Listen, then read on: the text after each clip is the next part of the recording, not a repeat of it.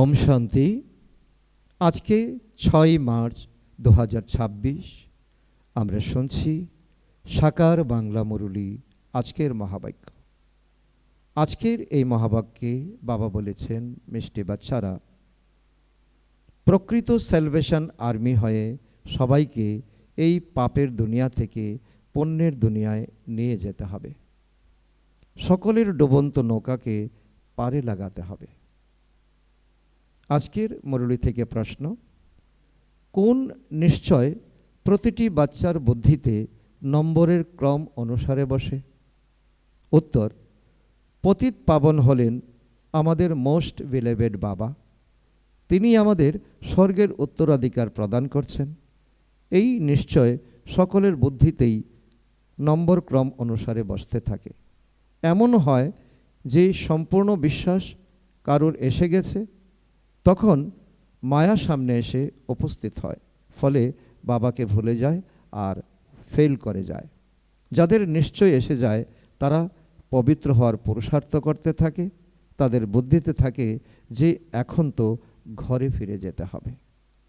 আচ্ছা, মিষ্টি মিষ্টি হারানিধি বাচ্চাদের প্রতি মাতা পিতা বাপদাদার স্মরণের স্নেহসমন আর সুপ্রভাত। আত্মাদের পিতা আমাদের আত্মারূপী সন্তানদের জানাচ্ছেন নমস্কার। আমরা আত্মারূপী সন্তানরা আমাদের মাতা পিতা বাপদাদাকে জানাই স্মরণের স্নেহসমন, সুপ্রভাত ও নমস্কার। ধন্যবাদ বাবা, ধন্যবাদ। আজকের মুরলী থেকে ধারণার জন্য মুখ্যসার 1 নম্বর, উইথ রেসপেক্ট অর্থাৎ সম্মানের সাথে পাশ করার জন্য সাজা মুক্ত হওয়ার পুরুষার্থ করতে হবে। স্মরণে থাকলেই স্কলারশিপ নেওয়ার অধিকারী হতে পারবে। নাম্বার 2, প্রকৃত পাণ্ডব হয়ে সবাইকে এই আধ্যাত্মিক যাত্রা করাতে হবে। কোনো প্রকারের হিংসা করবে না।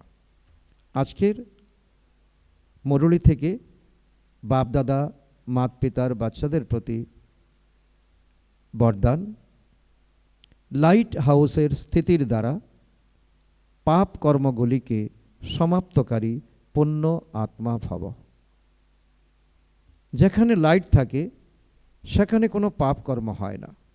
তো সদা লাইট হাউস স্থিতিতে থাকলে মায়া কোনো পাপ কর্ম করাতে পারবে না, সদা পুণ্য আত্মা হয়ে যাবে। পুণ্য আত্মা সংকল্পে কোনো পাপ কর্ম করতে পারে না। যেখানে পাপ কর্ম হয় সেখানে বাবার স্মরণ থাকে না। তো দৃঢ় সংকল্প করো যে আমি হলাম পুণ্য আত্মা, পাপ আমার সামনে আসতে পারবে না। স্বপ্ন বা সংকল্পেও পাপকে আসতে দেবে না। আজকের স্লোগান, যারা প্রতিটি দৃশ্যকে সাক্ষী হয়ে দেখে তারাই সদা হাসি খুশিতে থাকে।